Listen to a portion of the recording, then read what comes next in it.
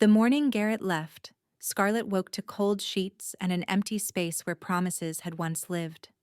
His scent still clung to the pillow, but the warmth of him was gone, replaced by a folded piece of parchment that she almost did not want to touch.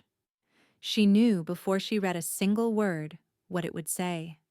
She had felt the bond between them fraying for weeks, felt his distance growing even as his political ambitions drew him closer to the Southern Coalition's Iron Council. But knowing and accepting were different things, and her hands trembled as she reached for the letter. He wrote of duty and ambition. He wrote of the alliance that demanded clean bloodlines, of the opportunities that would never come to a man entangled with a healer from a minor Beta's family.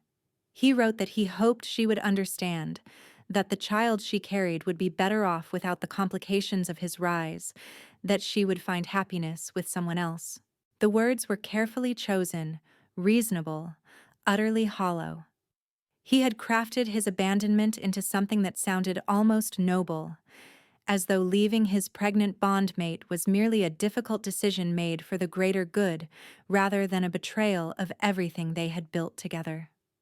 Scarlett read the letter twice, her amber eyes scanning each line for some hint of doubt, some crack in his resolve that might suggest he could be called back. She found nothing. Garrett had made his choice with the same careful calculation he applied to everything else in his life, weighing her love against his advancement and finding her wanting. She did not cry. She had expected tears, had braced for the collapse of grief that should follow such a devastating loss. Instead, she felt something inside her go quiet and cold, as though a door had closed somewhere deep in her chest. The mate bond that had connected her to Garrett flickered once and went dark, severed cleanly by his rejection. And in the aftermath of that severing, her wolf retreated too, crawling into some wounded corner of her soul where even Scarlett could not reach her. It was as though the trauma of abandonment had damaged something fundamental in her, the connection to her own instincts, her own animal self, her own capacity to trust. She sat for a long moment on the edge of their bed, her hand pressed against the swell of her belly where their child grew, oblivious to its father's abandonment. The baby kicked once, a small flutter against her palm, and Scarlett felt something harder than grief settle into her spine. She had been abandoned, but she was not alone. She carried a life that depended on her strength, her resilience, her refusal to crumble beneath the weight of broken promises. She rose, crossed to the hearth, and fed the letter to the flames. She watched the parchment curl and blacken, watched his careful words dissolve into ash, and felt the last thread of her old life burn away with them. By midday, she had packed everything she could carry. The cottage they had shared held nothing she wanted to keep. Every corner held memories of a future that would never exist. Every object a reminder of promises broken. She took her healing supplies, the tools of the trade her adoptive father had started teaching her before his death, and the skills she had perfected under the tutelage of old Mira, the poison master who had taken her in afterward. She left behind the gifts Garrett had given her, the dreams they had built together, the life she had imagined for their family. The village watched her go. She felt their eyes tracking her progress through the streets, felt the weight of their whispered speculation. Garrett had not been subtle about his political maneuvering, and his departure with the Iron Council's delegation had been a public spectacle. Everyone knew she had been abandoned. Everyone waited to see how she would break. Scarlett walked through their judgment with her head held high, refusing to give them the satisfaction of seeing her crumble. Whatever came next, she would face it with dignity. That much, at least, she could control. 2 weeks later, she stood at the edge of the Northern Kingdom's territory, watching the capital city rise from the mountain slopes like something from a dream. The journey had been difficult, traveling with a healer's caravan through territory grown dangerous with rumor and disease. Villages they passed spoke of a strange illness sweeping through the Southern Coalition's lands, a fever that struck children hardest and left no healer able to identify its cause. Scarlett had listened to these reports with professional interest, filing away symptoms and patterns in the meticulous way old Mira had taught her. The fever seemed ordinary enough at first description, the sort of seasonal illness that swept through communities every autumn. But the details did not fit. The pattern of spread was wrong. The mortality rate among children was too high, too specific. Something deliberate lurked beneath the surface of this plague. Her suspicions crystallized when the caravan master fell ill. The symptoms came on suddenly. One moment he was hale and hearty, guiding the wagons with practiced ease. The next he was collapsed against the wheel, his face gray with fever, his breath coming in shallow gasps. The other travelers panicked, fearing contagion, but Scarlett knelt beside him and recognized the signs immediately. Widow's mercy. Old Mira had called it the assassin's poison, a compound so rare that most healers never encountered it, designed to mimic childhood fever while slowly destroying the heart. The old woman's weathered hands had crushed the ingredients while Scarlett watched, explaining each component, each reaction, each marker that distinguished this poison from natural illness. She had made Scarlett memorize the antidote, made her practice the preparation until she could do it in her sleep. This was no natural plague. Someone was using Widow's mercy as a weapon, and Scarlett might be the only healer in the region who could stop them. She saved the caravan master's life with herbs scrounged from the roadside and prayers whispered over her grinding stone. The antidote was crude without proper facilities, but it pulled him back from the edge of death, his color returning hour by hour as the poison lost its grip. His wife wept with gratitude, offering whatever payment they could afford. But Scarlett refused. She had not healed him for coin. She had healed him because that was what healers did, because her skill gave her purpose when everything else had been stripped away, because in the act of saving another's life, she found a reason to continue her own. Word of her success traveled faster than the caravan. By the time they reached the Northern Kingdom's gates, royal guards were waiting to escort her to the castle. The captain who led them was a stern-faced woman named Thalia, who asked few questions but watched Scarlett with calculating eyes. They needed healers, Thalia explained, especially those with knowledge of unusual poisons. The illness had spread. Children were dying in the border villages, and the royal healers could not identify the cause. The castle rose above her like a stone giant, all sharp towers and weathered walls, built for defense rather than beauty. Scarlett felt small against its ancient mass, a pregnant stranger in dusty traveling clothes, about to address whatever powers ruled this kingdom. Her wolf stirred for the first time since Garrett's letter, a faint whisper of awareness that grew stronger as they climbed the mountain path. Something waited for her within those walls, something her instincts recognized even if her conscious mind could not name it. The great hall swallowed her in echoing stone and candlelight. Nobles clustered along the walls, their fine clothes and careful composure marking them as creatures of the court, while guards in black armor stood at attention near every exit. At the far end of the hall, raised upon a dais carved with running wolves, sat the throne of the Northern Kingdom. And upon that throne sat a man who looked as though he had been carved from the same stone as his castle. Cormac Valderin, the Alpha King, watched her approach with eyes the color of winter storms. His face revealed nothing. No curiosity, no welcome, no judgment. He was simply there, a presence as immutable as the mountains themselves, and Scarlett understood suddenly why they called him the Stone King. Everything about him suggested permanence, from the breadth of his shoulders to the silver threading through his dark hair, from the scar that crossed his forearm to the crown that sat upon his head as though it had grown there naturally. She was meant to be intimidated. She could feel the weight of the hall's attention pressing upon her, could feel the silent condemnation of nobles who saw only a pregnant commoner in travel-worn clothes. But Scarlett had survived worse than noble disapproval. She had survived Garrett's abandonment, survived 2 weeks of dangerous roads, survive the quiet death of every dream she had ever held. The judgment of strangers could not touch her now. Lord Merrick Ashworth spoke first, his voice cutting through the hall's silence like a blade. An elderly man with iron-gray hair and calculating blue eyes, he stood at the king's right hand with the air of someone who expected to be obeyed. He dismissed Scarlet's claims before she had spoken them, calling her knowledge fantasy, her presence an interruption to more important matters. The alliance with Lady Elspeth's family was nearly complete, he said. They did not have time for desperate women seeking attention through manufactured crisis. Cormac lifted one hand, and Lord Merrick fell silent. The king descended from his throne, his boots sounding on the stone floor with measured rhythm. He stopped before Scarlet, close enough that she could see the flecks of silver in his eyes, close enough that something extraordinary happened. Her wolf, dormant and wounded since Garrett's abandonment, surged toward the surface with sudden, desperate recognition. Not attraction, recognition.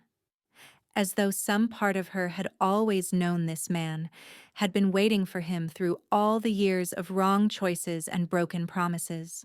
She forced the sensation down, buried it beneath her professional composure, but something flickered in the king's expression that suggested his wolf had felt it too. He asked her name, her origin, why she traveled alone while carrying a child. She told him the truth without adornment or self-pity. She was Scarlet Mercer, trained healer from Ironwood Pack, abandoned by her bond when his political ambitions proved more important than their family. She had knowledge of the poison affecting his kingdom because her mentor had specialized in rare compounds. She could identify the illness and likely create an antidote, given proper facilities and access to the afflicted. Lord Merrick made a sound of disgust. The nobles whispered behind their hands. But Cormac simply watched her, his storm-gray eyes weighing her words, and when he spoke, his voice held something that might have been respect. He offered her quarters in the castle and a position in the healing ward. He would provide whatever resources she required.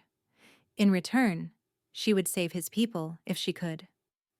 Scarlet accepted with careful dignity, ignoring the outrage that rippled through the watching nobles.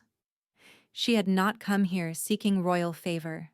She had come to build a new life for herself and her child, to prove that she was more than the woman Garrett abandoned. If saving lives accomplished that goal, so much the better. The healing ward became her world. She worked through days that blurred together, analyzing symptoms, testing compounds, training the other healers in techniques they had never encountered. The royal healers regarded her with suspicion at first, this pregnant stranger who had appeared with claims of knowledge beyond their own. They had trained for decades, served the royal family with distinction, and now some wandering woman claimed she could succeed where they had failed. The first child they brought her was a boy of 7 winters named Thomas, the son of a minor lord whose political connections meant nothing against the fever consuming his small body. He lay on the cot, barely breathing, his skin gray, his heartbeat irregular in ways that told Scarlet how little time remained. The royal healers had tried everything they knew and pronounced him beyond hope. His mother wept in the corridor while his father demanded miracles from men who had none to give. Scarlet worked through the night. She prepared the antidote with steady hands despite her exhaustion, measuring each ingredient precisely, whispering instructions to the assisting healers who watched with skeptical eyes. The compound had to be administered in stages, small doses spread across hours, each one pulling the boy back from the edge while the poison fought to drag him over. By dawn, Thomas opened his eyes. His mother fell to her knees beside the cot, tears streaming down her face, her gratitude too profound for words. The father stood in the doorway, his political composure shattered, staring at Scarlet as though seeing her for the first time. The royal healers exchanged glances that held the beginning of respect. More children came. More recoveries followed. Word spread through the castle and beyond of the pregnant healer who could cure what no one else could, who worked without rest, who treated noble and servant children with equal care. But suspicion transformed into grudging respect as child after child recovered under her care. The antidote she developed proved effective where their remedies had failed. She showed them the markers that distinguished widow's mercy from natural fever, taught them to prepare the cure, explained the theory behind each component until they could treat patients on their own. By the end of her second week, the head healer himself sought her guidance on difficult cases. Cormac visited the ward often. He came without escort or announcement, appearing in the doorway to watch her work, asking questions about her methods and listening to her answers with genuine interest. She learned that he was not the cold, distant king his reputation suggested, but rather a man who had built walls around himself for protection. His father had died from an illness none could cure, wasting away over months while the young prince watched helplessly.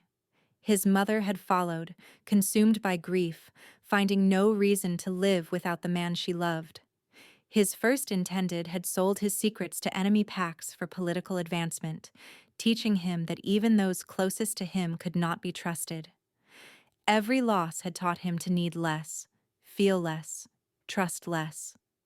But when he looked at Scarlet, something softened in that stern face. She found herself looking forward to his visits, found herself turning toward the door when she sensed his presence, found herself smiling at comments that were not quite jokes, but close enough to suggest warmth beneath the stone. Her wolf stirred whenever he was near, pressing toward him with an urgency that both frightened and intrigued her. Each time, the connection to her inner wolf grew stronger, as though proximity to Cormac was slowly healing the damage Garrett's abandonment had caused. Her wolf was not forming a new mate bond, not yet. It was simply waking up, remembering how to trust, remembering how to feel.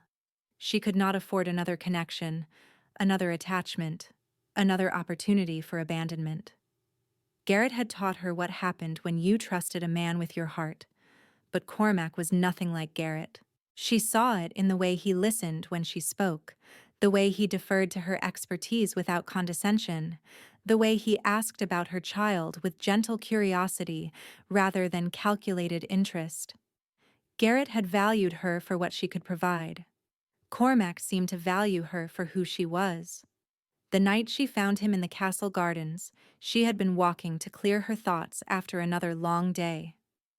Moonlight painted the path silver and shadow, and she almost did not see him until she was close enough to hear his breathing, slow and heavy with the weight of thoughts she could not imagine. He sat alone on a stone bench, his face turned toward the stars, his shoulders carrying burdens that even his crown could not explain. He looked up when she approached, and his expression shifted into something that looked almost like relief at the interruption. They spoke without pretense, two people stripped of titles and expectations. He told her about Lady Elspeth, about the alliance that demanded he marry for politics rather than love. The military pact would protect his borders from the Southern Coalition, would secure resources his kingdom desperately needed, would ensure peace for a generation. All it required was his heart. She told him about Garrett, about the choice that had broken her and the journey that had brought her here. She spoke of the morning she woke to cold sheets and a letter of careful excuses, of the weight of whispered judgment as she walked through her village for the last time, of the moment she realized her child would grow up without a father because ambition had mattered more than love. They discovered that they had more in common than either had expected. Both survivors of betrayal, both builders of walls, both desperately afraid of trusting again. She asked him what he believed about duty and love, whether they must always be enemies. He had no answer. He had been taught since childhood that a king's heart belonged to his kingdom, that personal desires must yield to political necessity, that love was a luxury the powerful could not afford. But here, in this moonlit garden, facing a woman who challenged everything he had been taught, he found himself doubting the lessons. She spoke of Garrett's choice, of how he had believed he was being practical when he abandoned her. He believed duty required the sacrifice of love. He believed that advancement justified any cost. He had made the calculated decision, the reasonable decision, the decision that any political advisor would approve. And he was miserable. She knew it from the hollowness she had seen in his eyes during those final weeks, knew it from the way his ambition had consumed everything warm in him. Garrett had achieved everything he sacrificed her for, and it had brought him nothing but the cold comfort of success without meaning. A man who chose advancement over love had nothing worth advancing toward. The words hung between them, heavy with implication. Cormac reached for her hand, and she let him take it, and they sat together in the moonlit garden while the castle slept around them. They did not speak of the future. They did not make promises or declarations. They simply existed together, two wounded souls finding unexpected solace in each other's company. Lord Merrick's announcement came 4 days later. The alliance with Lady Elspeth's family would be finalized within the month. The king would marry, secure his borders, produce an heir of acceptable bloodline. Everything had been arranged. Lady Elspeth herself arrived with her family's delegation, beautiful and composed, and everything a political match should be. Her golden hair was perfectly arranged, her blue eyes sharp with intelligence, her gown emphasizing noble breeding and political advantage. She spoke to Cormac with careful warmth, touched his arm with calculated intimacy, smiled at the court with the perfect mask of a woman who knew her role. She was intelligent enough to see where the king's attention truly lay, and she addressed it privately, finding him alone in his study the evening before the announcement was scheduled. She offered him a practical arrangement. She had no illusions of love. This was politics. She could accept a king whose heart belonged elsewhere, as long as propriety was maintained and her position was secure. It was exactly what Garrett had offered Scarlett. A practical arrangement where love was sacrificed for advancement. Cormac looked at Lady Elspeth, beautiful and willing and politically perfect, and felt nothing but cold recognition of his own hypocrisy. He had judged Garrett for abandoning Scarlett, had silently condemned the man for choosing ambition over love. Now he faced the same choice, and the weight of it threatened to crush him. Scarlett watched from the edges of the court as the announcement ceremony approached. She stood among the other healers in their practical aprons, her hand pressed against the swell of her belly, her heart caught in a vice of emotions she could not name. She had no claim on Cormac. They had shared nothing beyond conversations and a single hand clasp in a moonlit garden. If he chose Lady Elspeth, chose the alliance, chose duty over whatever they might have become, she would survive. She had survived Garrett's abandonment. She would survive this too. But when Cormac entered the great hall for the announcement ceremony, he did not look at Lady Elspeth. He looked at Scarlett. She felt the weight of his gaze like a physical touch, felt her wolf surge toward the surface with desperate joy. And then she felt something else. Something she had thought herself incapable of experiencing again. The first threads of a new mate bond, fragile as spider silk, stretched between her and the king who was walking toward her. Not a healed bond, a new one. Her connection to her inner wolf, so damaged by Garrett's betrayal, suddenly felt whole again, awakened by the possibility of a love that chose her freely. The entire court watched as their king descended from his throne and crossed to where she stood among the healers, her apron still stained from morning treatments, her hair escaping its practical braids. He took her hand in his, and the hall fell silent. He spoke of the illness sweeping the land, of the healer who had identified the poison when his own could not, of the children she had saved through skill and determination. He called her extraordinary. He called her irreplaceable. And then he announced, before the assembled court, before Lady Elspeth and Lord Merrick and every noble who had dismissed her as a pregnant commoner seeking attention, that he had found his true bond. He chose Scarlett Mercer, healer of Ironwood, carrying another man's child, over the alliance that would secure his borders. The hall erupted. Lord Merrick's face went white with fury. Lady Elspeth's composure cracked briefly before she reassembled her mask. Nobles shouted objections, demanded explanations, insisted this could not be allowed. But Cormac stood with his hand wrapped around Scarlet's, his gray eyes daring anyone to challenge him, and slowly the chaos subsided into stunned silence. He would not apologize for his choice. He would not pretend that duty required him to abandon love. Garrett had made that choice, and Garrett lived now with its hollow consequences. Cormac would choose differently. The consequences came swiftly. Lady Elspeth's family withdrew from the alliance negotiations, insulted beyond reconciliation by the public rejection of their daughter. The military pact that would have secured the Northern Kingdom's borders collapsed overnight. Messengers rode out with formal apologies and assurances that were ignored or returned unopened. Years of careful diplomacy unraveled in the span of a single week. Lord Merrick began organizing opposition among the council, his whispers spreading through the castle like the very poison he would later employ. He met privately with other lords, speaking of responsibility and kingdom, of kings who allowed their hearts to rule their heads. He invoked the memory of Cormac's father, who had made a political marriage and ruled well for decades. He spoke of the Southern Coalition's growing strength, of borders that would soon be tested, of a kingdom endangered by a king who could not see past a healer's amber eyes. Rumors circulated that Scarlet was a Southern agent, that her pregnancy was part of a scheme to infiltrate the Northern throne, that the plague she claimed to cure had been manufactured to create a need only she could fill. Servants whispered in corridors. Noble wives fell silent when she passed. Children she had saved were pulled away by parents who suddenly remembered urgent appointments elsewhere. The gratitude of those first weeks transformed into suspicion, and Scarlet found herself isolated once again. Brennan Cole, the king's beta and closest advisor, came to Scarlet with these rumors, his amber eyes searching her face for deception.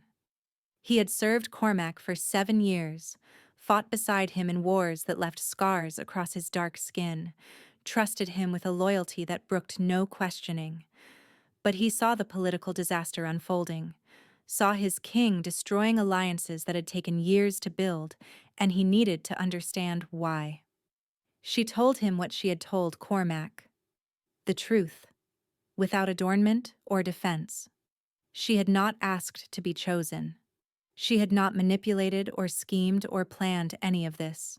She was simply a healer who had come to the Northern Kingdom seeking a new beginning, and the king had seen something in her worth more than political convenience. Brennan studied her for a long moment. Then he nodded once, sharply, and asked what she needed to continue her work in the healing ward. The interrogation was over. The alliance had begun. A month after Cormac's announcement, Garrett Thorne arrived at the castle. Scarlet saw him across the entrance hall before he saw her, and for a moment, time seemed to fold back upon itself. He looked prosperous, well-fed, wearing the insignia of the Iron Council with the pride of a man who had achieved everything he sacrificed for. His sandy hair was perfectly groomed, his green eyes bright with political ambition. He had risen exactly as he planned, at exactly the cost he had calculated. Then he saw her, standing beside the Alpha King's beta, her belly round with the child he had abandoned, and his composure cracked. He sought her out privately that evening, finding her in a corridor between the healing ward and her quarters. His explanations tumbled out in desperate justification, the same careful reasoning from his letter now delivered in person. He had made the practical choice. He had done what duty required.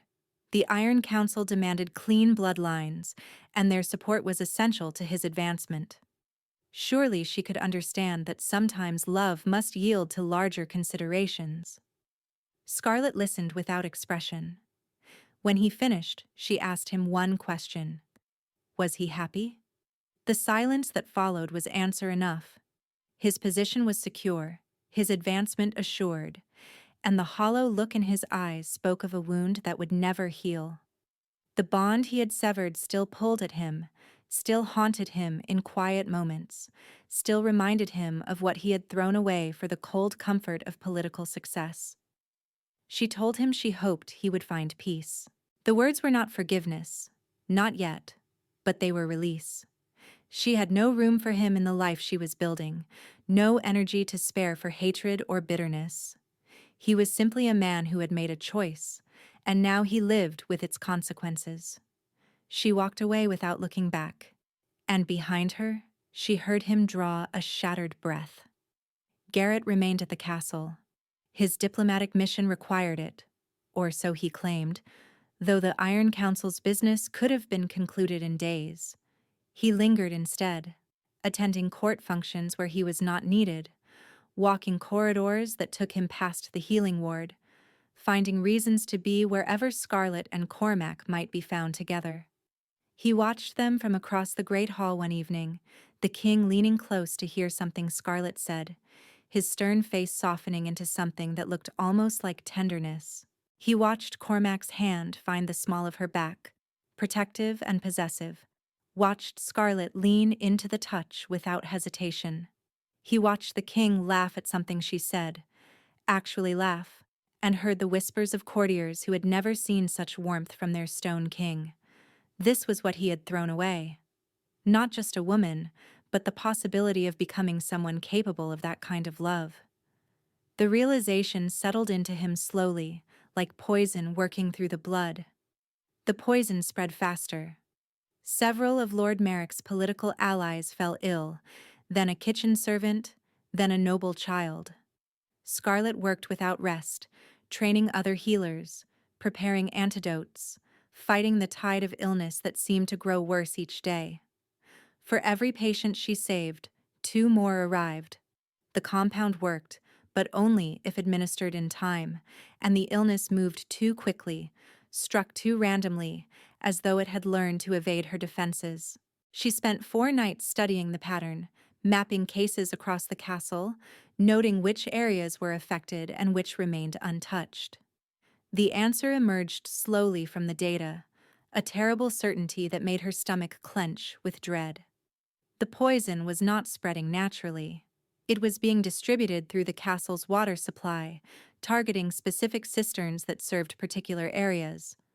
Someone inside the castle was weaponizing the plague she had come here to stop. She brought her findings to Cormac in his private study, spreading maps and charts across his desk, walking him through the evidence with the precision of a healer presenting a diagnosis. His face grew darker with each revelation, his expression hardening into something that spoke of violence barely contained. They needed proof. They needed to identify the poisoner without alerting them, without giving them the chance to escalate or flee. Brennan joined their conspiracy, and together the 3 of them traced the supply chain. The merchant who provided certain castle provisions had ties to Lord Merrick's household. Lord Merrick had been communicating secretly with the Southern Coalition, not as an ally of the Northern Kingdom, but as a man willing to destabilize his own homeland to prove his political philosophy correct. He believed so deeply that Cormac's choice would destroy the kingdom that he was willing to help that destruction along, confident that history would vindicate his warnings. The trap was Scarlet's idea. Lord Merrick would attend the council meeting the next day, as he always did. They had traced the contaminated cistern to one that served the council chambers, its waters poisoned just that morning in preparation for a meeting where several of Merrick's remaining opponents would drink. If Lord Merrick drank, he would fall ill like the others. If he refused to drink while others partook, he would prove he knew the water was poisoned. Either way, his treachery would be exposed. The council chamber felt different on the day of the meeting, charged with tension that hummed beneath the surface of polite proceedings. Scarlet stood in the shadows at the edge of the room, her healer's apron replaced by a borrowed gown, her hand pressed against her belly where her child turned restlessly. She watched Lord Merrick take his seat, watched water being poured for all the council members, watched the old man's hand hesitate above his cup. He did not drink. The other lords raised their goblets. Lord Merrick left his untouched, focusing instead on the documents before him, on the arguments he would make against the king's foolish choice. He spoke of responsibility and kingdom, of alliances abandoned and borders unprotected, of a kingdom endangered by a king who could not control his heart. Cormac listened without responding. His gaze tracked to Lord Merrick's cup, then to Scarlet's position at the edge of the room. A slight nod, and she stepped forward. She presented her evidence with the same precision she had used in his study. The poisoned cisterns, the merchant connection, the communications with the Southern Coalition. She explained that Lord Merrick had been slowly poisoning his political enemies within the council, weakening opposition to his plans while blaming the illness on Southern aggression. The untouched cup before him proved he knew the water was contaminated. Lord Merrick's composure shattered. He rose from his seat, his voice rising with righteous fury. He was trying to save the kingdom from a king who had lost his mind over a pregnant commoner. He roared. The alliance had been essential. The political stability had been essential. Everything he had done was in service to a kingdom too foolish to save itself. He admitted to the poison. He admitted to the conspiracy. He framed it as necessary sacrifice, as the hard choices that lesser men were too weak to make. Cormac ordered his arrest, and Lord Merrick gave a signal. Guards who had been standing at attention along the walls suddenly moved, drawing weapons, positioning themselves between the loyal guards and their positions. The council chamber transformed into a battlefield in the space of a heartbeat, steel clashing against steel as Lord Merrick's loyalists attacked. Cormac fought with the deadly efficiency of a king who had earned his throne in battle. Brennan flanked him, their movements coordinated through years of partnership, two warriors who had survived worse odds and emerged victorious. Steel rang against steel in the confined space, echoing off stone walls that had witnessed centuries of political maneuvering, but rarely violence this direct. But there were too many attackers, and the confined space limited their advantage. Lord Merrick had planned well. His loyalists had positioned themselves throughout the chamber, and now they pressed the attack from multiple angles, forcing Cormac and Brennan to split their defense. Scarlet pressed herself against the wall, searching for escape, for cover, for anything that might protect the child she carried. Her hands found a heavy candlestick on a nearby table, and she gripped it with white-knuckled determination. If someone came for her, she would fight. She had not survived Garrett's abandonment and 2 weeks on dangerous roads to die in a council chamber coup. A guard broke through the fighting, his blade aimed at her chest. She raised the candlestick to parry, knowing it would not be enough, knowing the angle was wrong, knowing her healer's hands were not trained for combat. And suddenly Garrett was there, throwing himself between her and the attack. The blade caught him across the chest, opening a wound that sprayed crimson across the stone floor. He fell at her feet, his green eyes wide with shock, his mouth forming words that never quite emerged. The guard raised his blade for a killing stroke, but Brennan appeared behind him, ending the threat with a single efficient strike. Scarlet did not think. She dropped to her knees, her healer's instincts taking over, her hands pressing against the wound to slow the bleeding. The gash was deep, but not fatal if treated quickly. She had saved worse.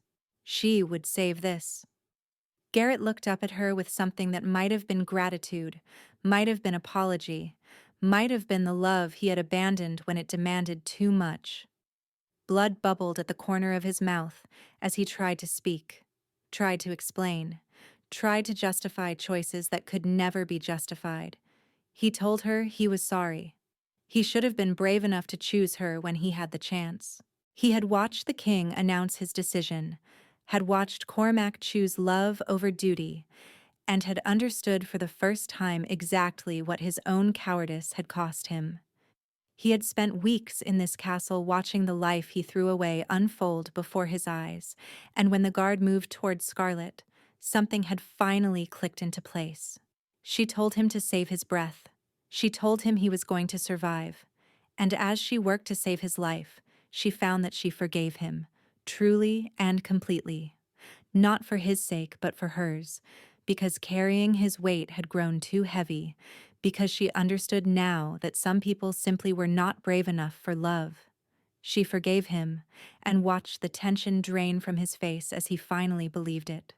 Around them, the battle reached its conclusion. Lord Merrick, seeing his forces falling one by one, made a desperate lunge toward the door and was brought down by two of Cormac's loyal guards. His conspirators surrendered or died fighting, their ideological conviction proving insufficient against the martial skill of a king who had spent years earning his throne through combat rather than politics. The battle ended with Lord Merrick in chains and his loyalists dead or surrendered. Cormac stood amid the wreckage of his council chamber, bloodied but victorious, his gaze finding Scarlet where she knelt beside Garrett's prone form. She looked up at him, her hands red with the blood of the man who had abandoned her, her face fierce with determination. Her hair had come loose from its braids, wild around her shoulders.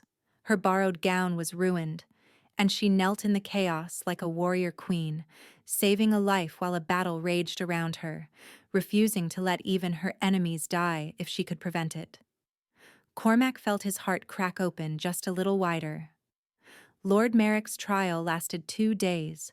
Evidence was presented, testimony heard, judgment rendered. Scarlet attended every session, though the healers advised her to rest. She needed to see this through, needed to watch the man who had tried to destroy everything unmasked before the kingdom he claimed to serve. She sat in the gallery beside Brennan, her hand resting on her belly, watching as witness after witness testified to Marek's treachery. The merchant who had supplied the poison broke first, confessing everything in exchange for mercy that would never be granted. He described how the widow's mercy had come from the Southern Coalition itself, smuggled across the border by agents who recognized its value as a weapon. The coalition had been stockpiling rare poisons for years, waiting for the right opportunity to destabilize the Northern Kingdom. Lord Merrick had provided that opportunity. The merchant described in precise detail how he had diluted the compound into specific cisterns in the castle's water supply, how he had targeted political enemies while ensuring Lord Merrick's private water supply remained clean. The technical details made several nobles physically ill. Then came the letters. Correspondence between Marek and agents of the Southern Coalition, detailing his willingness to destabilize the Northern Kingdom in exchange for assurances of personal safety when the Coalition eventually swept north. He had sold his homeland to enemies for nothing more than a promise of survival, wrapping treachery in the language of responsibility and kingdom. The old man showed no remorse, maintained to the end that he had been protecting the kingdom from its own king's foolishness. He spoke of the alliance that would have saved them, of the borders that would soon be tested, of the years of careful diplomacy that Cormac had destroyed for a pregnant healer with pretty eyes. He truly believed it. That was perhaps the most disturbing thing of all. When Cormac pronounced the sentence of death, Merrick accepted it with the dignity of a man who believed history would vindicate him. He walked to his execution without resistance, his head held high, his final words a prediction that the Southern Coalition would test their borders before the year was out. Scarlet watched him die and felt nothing but exhaustion. The question of the alliance remained. Lady Elspeth's family had withdrawn their support, but perhaps new alliances could be forged. Scarlet stepped forward with a proposal that drew murmurs from the assembled lords. The Healers Guild had connections throughout the region.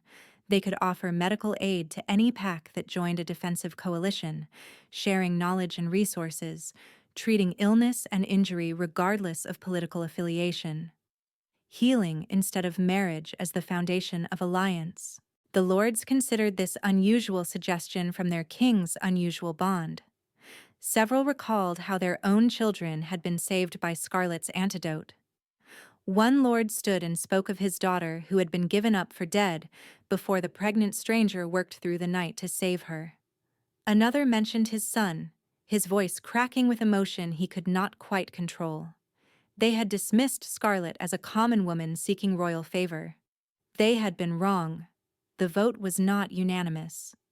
Some lords still believed that political marriage was the only path to security. That sentiment had no place in the governance of kingdoms.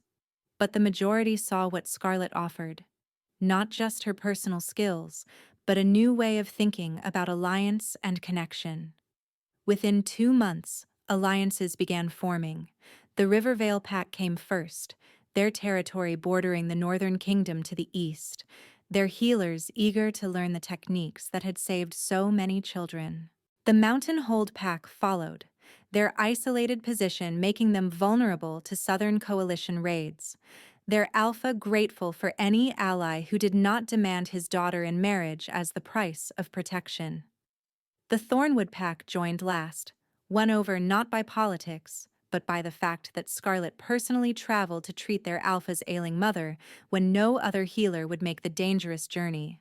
Word spread. The coalition grew. And when the Southern Coalition tested the borders 8 months after Lord Merrick's execution, as he had predicted they would, they found not a weakened kingdom, but a united front of allied packs, their forces coordinated, their resolve unshaken. The attack was repelled within a week, and the Southern Coalition withdrew to reconsider their assumptions about Northern vulnerability. Lord Merrick had been right that the borders would be tested. He had been catastrophically wrong about everything else. A year after Scarlet first arrived at the Northern Kingdom, she stood on the castle balcony with her infant daughter cradled in her arms, watching the sunset paint the mountains in shades of gold and rose. Cormac stood beside her, his arm wrapped around her waist, his expression soft with contentment.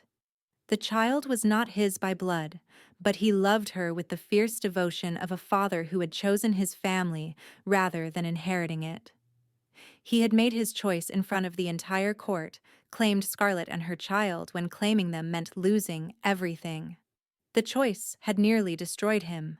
Instead, it had remade him into something stronger. Garrett had recovered from his wounds and requested exile. He could not bear to remain where he must watch what he had lost, where his daily presence would be a reminder of roads not taken. His request had been granted with more compassion than he perhaps deserved. Lady Elspeth had surprised everyone, most of all herself. Rather than retreating into bitter obscurity after her public humiliation, she had leveraged the attention into something useful. Her sharp mind and political acumen had attracted the notice of Alpha Brennick of the Coastal Territories, a widower who needed a partner capable of managing complex trade negotiations. Their match was practical, but Elspeth had written to Scarlet that she found unexpected contentment in being valued for her mind rather than her bloodline. She had sent a gift for the baby, a blanket embroidered with the sigils of both their houses. Practical respect, and perhaps the beginning of something more. Lord Marek was dead, his conspiracy dismantled, his ideology tested against reality and found wanting. Some still whispered that he had been right about the need for traditional alliances. Those whispers had grown very quiet indeed since the coalition repelled the southern attack. Brennan stood guard over them now as fiercely as he guarded the king. When Scarlet named him godfather to her daughter, he accepted with gruff emotion that he would deny to his grave. Cormac watched his family as the sky blazed with dying light. His kingdom spread before him, peaceful for now, still threatened by enemies who would never stop testing its borders. But he faced those threats with a partner at his side, a woman who matched his determination with her own, who gave him strength when his failed, who had taught him that love and duty were not enemies, but allies. Scarlet asked if he regretted the political cost. He told her that choosing her was the first true choice he had made as king. Before her, he had simply followed the path duty demanded, making decisions that served the kingdom but cost him everything he was. Choosing her had been different. Choosing her had been an act of belief, of hope, of faith in something beyond political necessity. She turned in his arms, their daughter sleeping between them, and met his gray eyes with her own amber gaze. She told him that she had spent her whole life being useful to others, valued for her skills rather than her heart. Garrett had wanted her for her healing guild connections. She had begun to believe that usefulness was all she could offer. Then Cormac had chosen her, when choosing her cost him everything. He had proven that she was more than useful, more than practical, more than the abandoned woman everyone dismissed. He kissed her as the sun sank below the mountains, gentle and fierce and full of promise. Their daughter stirred between them, making the small sounds of infant contentment, and Scarlet felt the future stretch before her like a road she could finally bear to walk. She had come to the Northern Kingdom seeking sanctuary. She had found instead a home, a partner, a love that demanded nothing from her but herself. She had been abandoned by a man who chose ambition over love, and in the ashes of that betrayal, she had discovered what real commitment looked like. Cormac had faced the same decision Garrett faced. Duty had demanded one path, his heart had demanded another. Unlike Garrett, he had chosen love, and love, against all expectation, had made his kingdom stronger. The sun set over the Northern Kingdom, painting the stone walls in shades of amber and gold. Somewhere beyond the mountains, enemies would continue plotting, alliances would continue shifting. But here on this balcony, wrapped in the arms of a man who had chosen her over everything, Scarlet found something she had never expected to find again: peace, home, love.